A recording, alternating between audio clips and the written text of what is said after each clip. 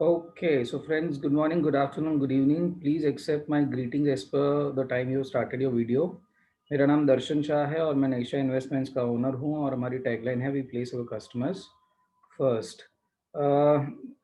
We are on the verge of completing IC38 के सारे chapters. So let us see what is ahead of us. ठीक है, ये particular जो training चल रही है वो प्री लाइसेंसिंग ट्रेनिंग है एडवाइजर्स के लिए. और ये जो प्रेजेंटेशन बनाया है वो नेशा इन्वेस्टमेंट्स की लर्निंग एंड डेवलपमेंट टीम ने बनाया हुआ है और मैं I am just running through it. IC38 का जो करिकुलम इंडेक्स है वो 3 भाग में बांटा गया है. Common chapters, life insurance and health insurance. हमने प्रीवियस जितने भी वीडियोस देखे हैं वो सारे के सारे चैप्टर्स में सेक्शन 1 के जो कॉमन चैप्टर्स है 1 to 5 वो सारे पूरे करे गए हैं. सेक्शन 2 के भी सारे चैप्टर्स पूरे हो चुके हैं, चैप्टर 6 to चैप्टर 16. और आज मतलब we are on chapter number 21 which is basically of section 3 health insurance. 17 to 20 भी पूरे हो चुके हैं उसमें. और आज फाइनल एक आखिरी चैप्टर है, chapter number 21 call health insurance claims. Okay, moving on further. First questions. Okay, हम आगे बढ़े उसके पहले आपसे खास निवेदन है कि अगर आपको ये वीडियो पसंद आती है तो इसको ज़रूर लाइक करिएगा, आपके फ्रेंड्स के साथ शेयर करिएगा, स्पेशली जिनको ये पर्टिकुलर कंसेप्ट जानने हैं इंश्योरेंस के बारे में उनके साथ शेयर करिएगा. और जिसको IC30 और जिनको IC38 के एग्ज़ाम्स क्लियर करनी है उनके साथ तो 100% शेयर करिएगा. ओके, इसके साथ साथ सबसे इम्पोर्टेंट बात जो हमारे लिए है वो आपके कमेंट्स है. तो कमेंट्स में आप ज़रूर आपकी फीडबैक शेयर करिएगा. अगर आपको ये वीडियो पसंद आती है तो positive comments, definitely encouraging comments आप लिख सकते हैं. अगर आपको ये वीडियोस पसंद नहीं आती हैं तो आप डेफिनेटली अपना कंस्ट्रक्टिव फीडबैक दें. उसके बेसिस पे हम हमारे प्रेजेंटेशन या जो भी what you call training delivery है उसको हम इम्प्रूव कर सकते हैं.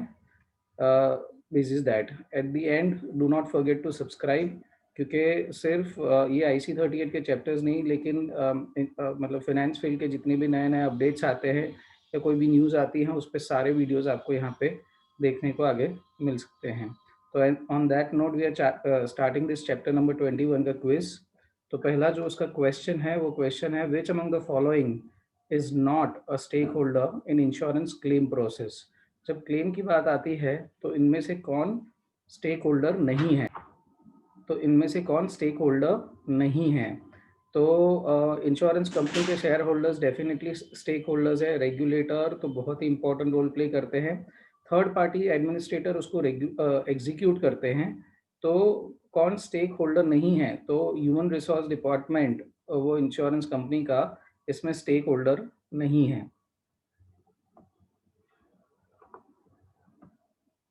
Right, so that's the correct answer. Let us go to question number 2. Question number 2, the question is the amount of provision made for all claims in the books of the insurer based on the status of the claims is known as dash. अभी देखिए क्या होता है कि हर हर company का एक claim का एक एक्सपीरियंस होता है कि साल में इतने क्लेम्स आते हैं, इतने के क्लेम्स आते हैं, ये डिजीज़ पे आते हैं. तो उनके पास एक पूरा एक बाकायदा डेटा होता है और एक ट्रेंड होती है जिससे कि वो एक क्लेम परसेंटेज एंटिसिपेट कर सकते हैं. उसके बेसिस पे they definitely will keep the amount reserve so that they can pay to the hospitals and the customers.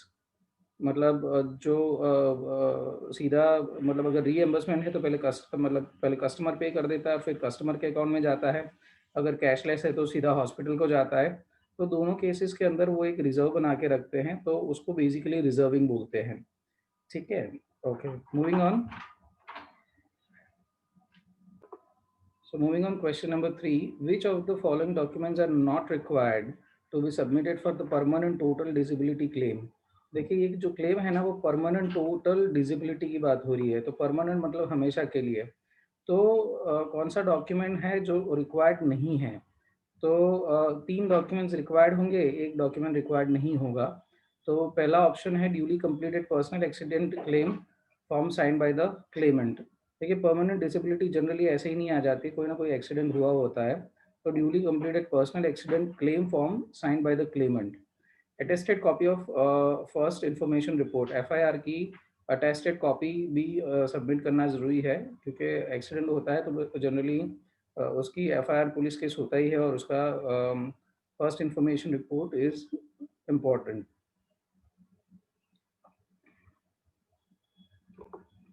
Third जो है वो permanent disability certificate from a civil surgeon, मतलब एक सिविल सर्जन से एक सर्टिफिकेट चाहिए कि परमानेंट डिसेबिलिटी हुई है, और any equivalent competent doctor certifying the disability of the insured. या तो फिर सिविल सर्जन के इक्विवेलेंट कोई भी कॉम्पिटेंट डॉक्टर ये सर्टिफिकेट कर सकता है कि इंश्योर्ड को ऐसी परमानेंट डिसेबिलिटी हुई है।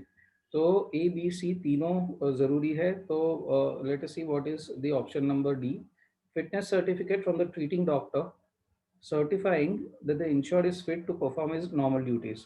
अगर इंश्योर्ड फिट ही है तो परमानेंट डिसेबिलिटी क्लेम की बात नहीं होती है। तो which document is not required, the correct answer would be answer D. Question number 4. Dash are paid upfront by the assistant company and later claimed from the insurance company. Those are the bail bond cases. The answer is bail bond cases. आपको आप इसको पूरा मतलब आप उसको दिमाग में बिठा सकते हैं कि जब एक असिस्टेंट कंपनी है वो पहले बेल बॉन्ड देती है।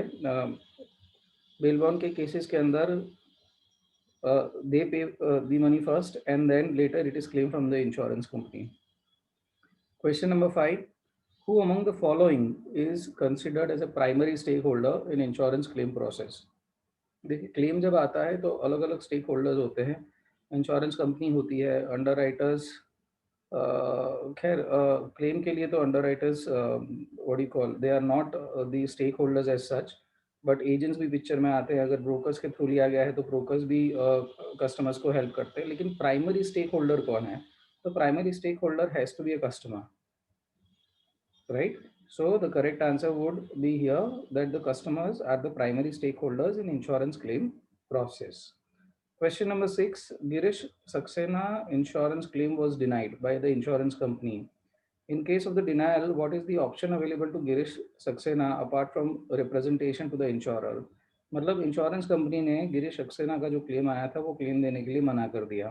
तो गिरीश सक्सेना के पास अभी क्या ऑप्शंस हैं? जो नीचे 4 ऑप्शंस दिए गए हैं उसमें से। तो एक तो आप डेफिनिटली वो इंश्योरर के पास जा सकते हैं, to approach the government, to approach the legal authorities, to approach the insurance agent. Nothing could be done in case of denial.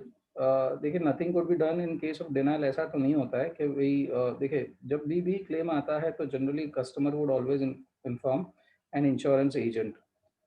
Insurance company को भी इन्फॉर्म किया जाता है, और उसके बाद अगर क्लेम रिजेक्ट होता है तो the next step that a customer can do is follow or approach the legal authorities.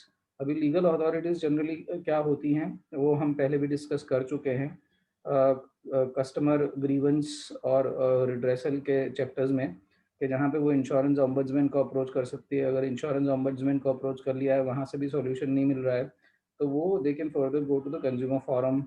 फिर वहाँ पे भी they can take it up further, they can even go to the court of law. तो ये सारे डिस्कशंस हम पहले कर चुके हैं, तो they can approach the legal authorities. Question number 7. During investigation of a health insurance claim presented by Rajiv Mehto, insurance company finds that instead of Rajiv Mehto, his brother Rajesh Mehto had been admitted to the hospital for treatment. मतलब दो भाई थे, राजीव महतो, राजेश महतो। जो insurance था वो राजीव महतो के नाम पे था और राजेश महतो के नाम पे नहीं था, और बड़ा सा खर्चा आ गया राजेश महतो के नाम पे। तो ये फैमिली ने क्या किया कि राजीव महतो के नाम पे क्लेम रख दिया। अभी insurance company found this out, family floater plan नहीं था। तो ये फ्रॉड है। और ये फ्रॉड किस प्रकार का फ्रॉड है? Is it an impersonation, is it an fabrication of documents, is it a fraud of exaggerating the expenses, or is it the outpatient treatment converted into inpatient or hospitalization? So देखिए basically this is this particular type of fraud is basically a fraud of impersonation. ये खास याद रखिएगा ऐसे प्रकार के frauds को impersonation बोलते हैं। So we are done with question number 7। Question number 8. Which of the following codes capture the procedures performed to treat the illness? किसी भी illness को treat करने की जो procedure होती है, तो कौन से code ये procedures को capture करते हैं? तो the name of the code is CPT. इसको याद रख कर लीजिएगा। CPT is a code that captures the procedures performed to treat the illness. Right? So on this note, the final chapter number 21 of health insurance gets over. I hope कि आपको ये video beneficial लगा होगा, fruitful लगा होगा. And on this note, if you like the video, do like the video by pressing the like button.